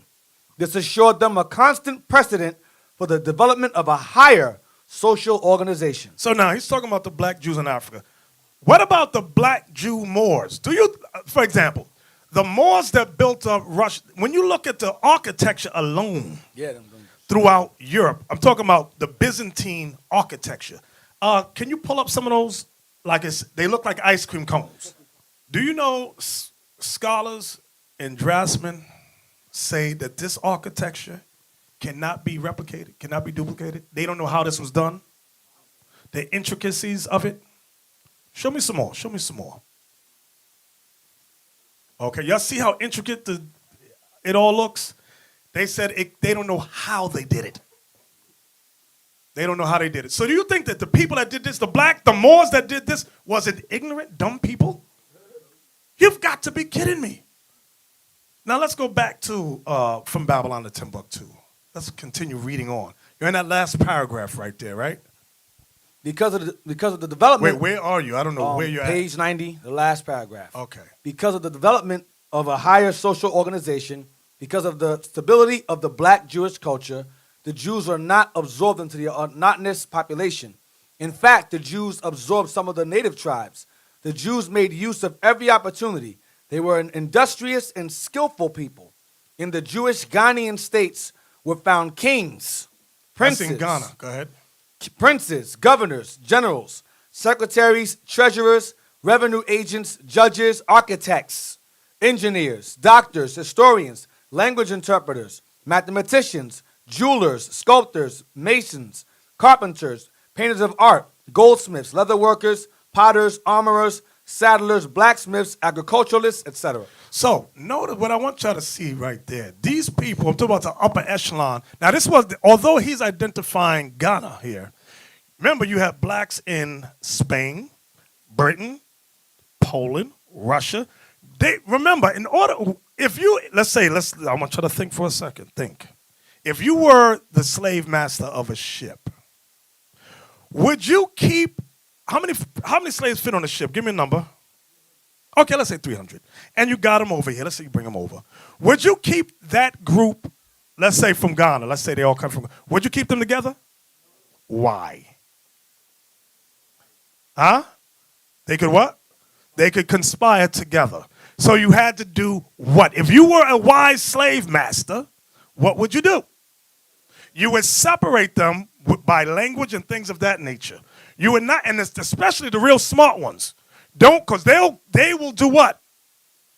They'll cause an uprising. So you said, listen, these real smart ones here, cut the what's that when you can't speak? They cut something? Take your tongue out. This is the things they did. So when the Most High opens our mind to show us the evil this man did to us, it's going to make all our heads spin. I kid you not. But we're just now scratching the surface of all the history that the Most High wants to show us. Now, okay, let's get into the nitty gritty. Give me John 10:22.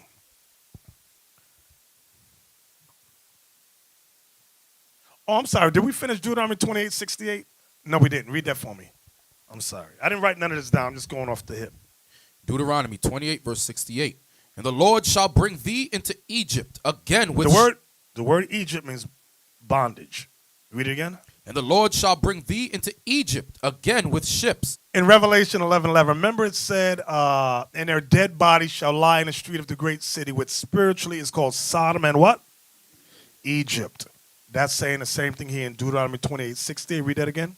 And the Lord shall bring thee into Egypt again. So the Egypt is spiritually called Egypt, like we read in Revelation 11:11. Read it again.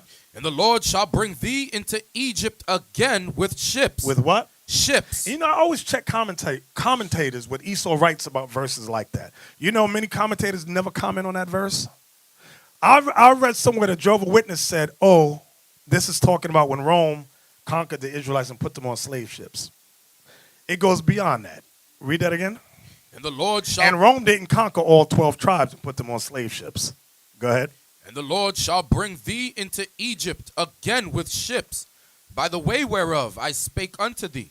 Thou shalt see it no more again.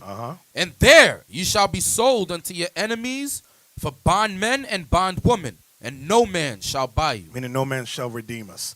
So, with that, we went into captivity. 1 Kings chapter 8, Solomon prophesied about that same thing and said they must bethink themselves in the land of their enemies and do what? Repent. That's what he prophesied that we must do. John, the Revelator, saw in Revelation 11:11 that we would stand upon our feet and great fear would fall upon them which saw us.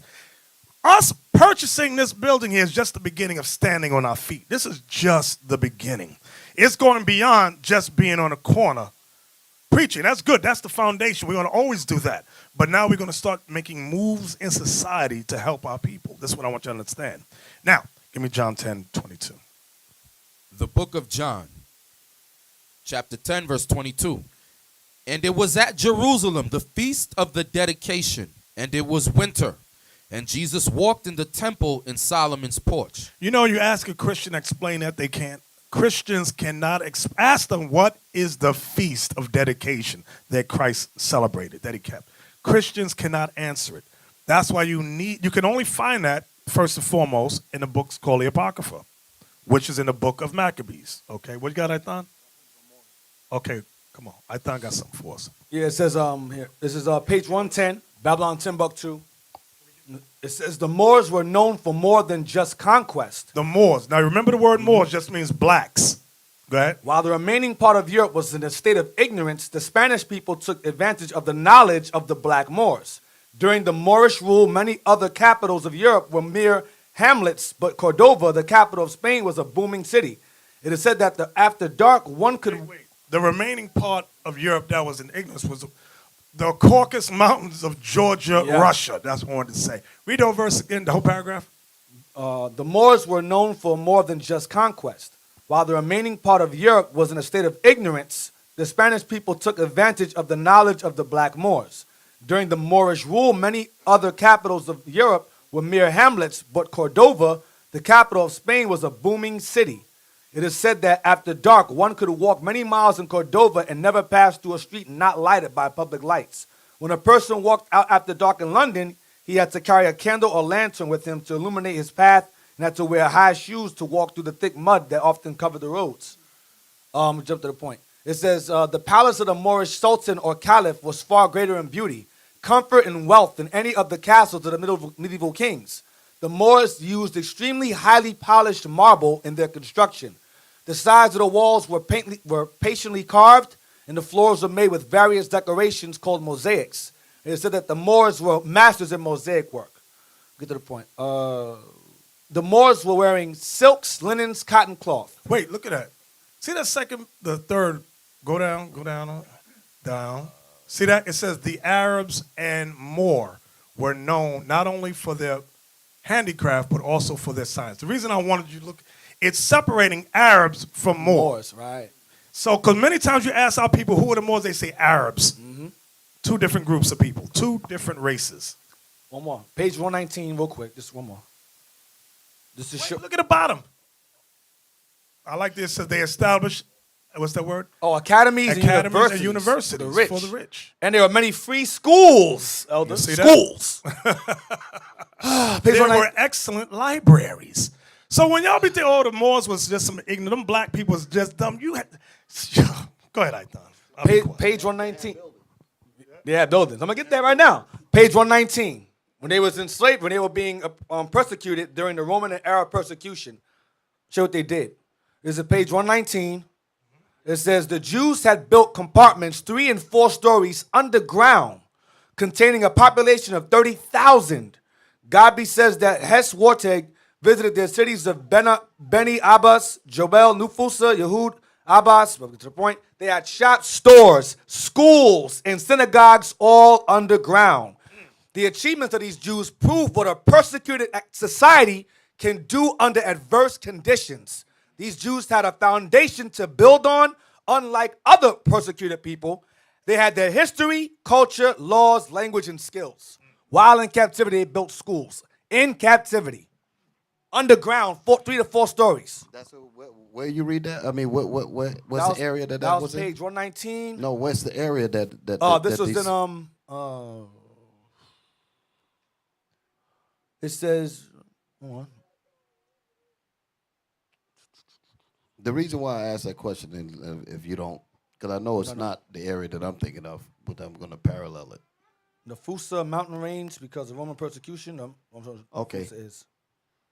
So speak about, perhaps it's talking about the catacombs. Yeah, it is. That's why I asked him, because the catacombs, and when I was bringing up that history about when Jerusalem was conquered in 70 A.D. and the Romans had came into Jerusalem to destroy it. You can read the history in Luke and in Psalms, I think it's 79, when the atrocities and the temples and everything was overthrown and destroyed. The group of us that stayed there, because Christ told us to leave, he said, when you see the army surrounding Jerusalem, then know that the time of destruction is near. And those that be on the outside don't come in, and those who are in Jerusalem leave. But you know, there's some of us didn't want to leave. Some of us are going to stay and fight and said, no, we ain't going anywhere. So we didn't listen to that warning that Christ gave. So when the Romans came in, the ones of us that they didn't kill, like when you read in 79 Psalms, that left our bodies on the ground leave none to, they didn't bury our dead or anything. Africa. The ones that Africa. Okay, so that's where that's at. So now I'm talking about the catacombs. The ones of us that remained to fight, we were captured and brought into Rome. And while we were in Rome, like what you was reading, there was catacombs and 600 miles of underground burial cities throughout Rome, where the Israelites used to hide, because the Romans were bringing us and dragging us into the arenas to fight the lions and the tigers and the bears and all that. So we had places of refuge. And in these places of refuge, you'll find a lot of these things that you was reading about, which we were doing in Africa as well. But while we were down there, we were drawing pictures of ourselves, pictures of our forefathers, Moses, David, Job, Daniel, and the lions. Then all them things are all over the walls over there. So again, that goes to your point about the greatness that what a persecuted people can do once they have their history with them. Right. And that's the point that I'm bringing out about the catacombs. So Deacon Nathan, where was that at? What you were reading? Where was it at? On page 119. No, where? Oh, this is the first paragraph. No. Was it in China? Oh, Africa. I'm sorry, Africa. Okay, so the reason I wanted you to say that, because all that stuff you read, we don't see that today. When you look up Africa and all that, it's like dust and jungle. You don't really, what we're reading here, so what does that prove that the white man did over there? Destroyed it totally. Like when you read in History of the American Indians, it talks about them having cities on this side of the world. But you don't see that throughout North America. They portrayed American Indians run around with deer skin. But when you read the history, it says they had diamonds in their clothes. But like, what clothes? I'm looking at drawings of them naked and with spears. That's how the white man plays games on us, to make us think our history is nothing. Okay? Y'all understand what I'm saying? And that effect carries all the way up to today, where some of us think that we cannot organize to the point to get a building. Still believe that we can't do anything. Yeah, man, but Bishop, we have moved our poem. It's just like chess game. We have moved our poem more faster now. Now this is a school poem putting up. We have a lot more project coming in. Then if we can do this one, we can do much more. You understand? And this shows that Israel, even through persecution, always were innovative and didn't just sit around just by observation. They were always focused on educating the people all the time. That's why I read again, it says they had shops, stores, schools, and synagogues. Those are bases of business and education. Israel was always innovative and never ever sitting still, regardless of any conditions they were in. They were always busy and never sitting around doing nothing. Israel is a people that's always on the move. The train was always moving with them, whether through Roman persecution or Arab persecution. Exactly. Get 1 Maccabees 4:55. So we had mentioned earlier about the Feast of Dedication. I made the point by saying Christians can never explain that without going into the book of the Apocrypha. 1 Maccabees 4:55 down. So this is the last day of the feast. It closes out tomorrow at sundown. This is the last day, but here's what happened. 1 Maccabees 4. Let's start at verse 54. 1 Maccabees chapter 4, verse 54. Look at what time and what day the heathen had profaned it, even in that was it dedicated with songs and citherns and harps and cymbals. So the same day that the temple was destroyed was the same exact day, many years later, that the temple and altar was rededicated to the Most High. That's why it says, look at what time and what day the heathen had profaned it. Even in that was it dedicated with songs and citherns and harps and cymbals. So the same day it was destroyed was the same day it was rededicated to the Lord. Read. Then all the people fell upon their faces, worshiping and praising the God of heaven, who had given them good success. Good success. And that's what we want in these last days. Good success. Go ahead. And so they kept the dedication of the altar 8 days. So the dedication of the altar is the same holiday we read about in John chapter 10, verse 22. Read verse 56 again. And so they kept the dedication of the altar 8 days, and offered burnt offerings with gladness, and sacrificed the sacrifice of deliverance and praise. They decked also the forefront of the temple with crowns of gold, and with shields, and the gates and the chambers they renewed, and hanged doors upon them. Thus was there very great gladness among the people, for that the reproach of the heathen was put away.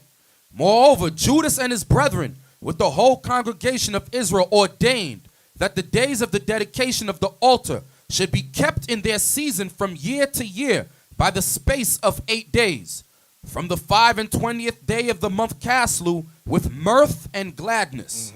At that time also they builded up the Mount Zion with high walls and strong towers round about, lest the Gentiles should come and tread it down, as they had done before. And they set there a garrison to keep it, and fortified Bethsarah to preserve it, that the people might have a defense against Idumea. So we set up a defense against Idumea, which was adjacent to our land. From there, go to Daniel 11:31. Daniel 11:31 talks about the Feast of Dedication, but it's written as a parable. So many times Christians don't understand Daniel, so they leave it alone. But that's what it's talking about. The book of Daniel, chapter 11 and verse 31. And arms shall stand on his part, and they shall pollute the sanctuary of strength, and shall take away the daily sacrifice, and they shall place the abomination that maketh desolate. That's what you read about. We read this last week about the abomination of desolation. This is what Daniel is prophesying would happen. And remember, Daniel was under Babylonian and Persian captivity. Okay? I mean, Babylon and Medes came in first. Read that again. Verse 31. An arm shall stand on his part, And they shall pollute the sanctuary of strength, and shall take away the daily sacrifice. And they shall place the abomination that maketh desolate. That's when they sacrificed swine on the altar. They put images of Jupiter in the temple. The harlots ran and they had sex with women all in the temple. Go ahead. Verse 32. And such as do wickedly against the covenant shall he corrupt by flattery. That's what you read in 1 Maccabees around chapter 1 and 2, where it says certain Israelites made an agreement, a covenant with Rome, to bring in exercises, covenant of exercise gymnasiums, to bring the Israelites under the rule of Rome. Go ahead. But the people that do know their God shall be strong and do exploits. And they that understand among the people shall instruct many. This was Mattathias, his sons, and the Assyrians. Again, when it says, and they, it says, they that, but the people that do know their God shall be strong and do exploits, begins with Mattathias, his sons, and the Assyrians. And they that understand among the people shall instruct many. Go ahead. Yet they shall fall by the sword, and by flame, by captivity, and by spoil many days. So we were getting put to death by Rome. Go ahead. Now when they shall fall, they shall be hoping with a little help. The little help was Judah Maccabees and his brothers. Go ahead. But many shall cleave to them with flatteries. And some Greece. I'm sorry. I said Rome by accident. It's Greece. I apologize. Greece. Thank you. Read that again. I'm sorry. Now when they shall fall, they shall be hoping with a little help. That's Judah Maccabees and his brothers. But many shall cleave to them with flatteries. Right. The Romans were, the Greeks were trying to flatter them. Then you had Rome in 1 Maccabees 8 trying to make an agreement with them. Go ahead. And some of them of understanding shall fall, to try them, and to purge, and to make them white. Meaning, when it says to make them white, it means pure. It don't mean to change the color of their skin. Go ahead. Even to the time of the end, because it is yet for a time appointed. It is yet for a time appointed.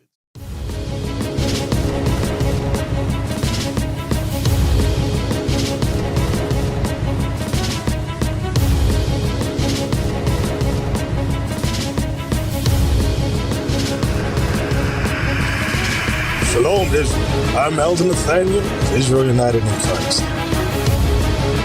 YouTube likes to shut our channels down, as some of you have noticed, ever so often. Subscribing to join IUIC will assure you will always stay connected to our YouTube accounts. We want to do our best to make sure this truth gets out.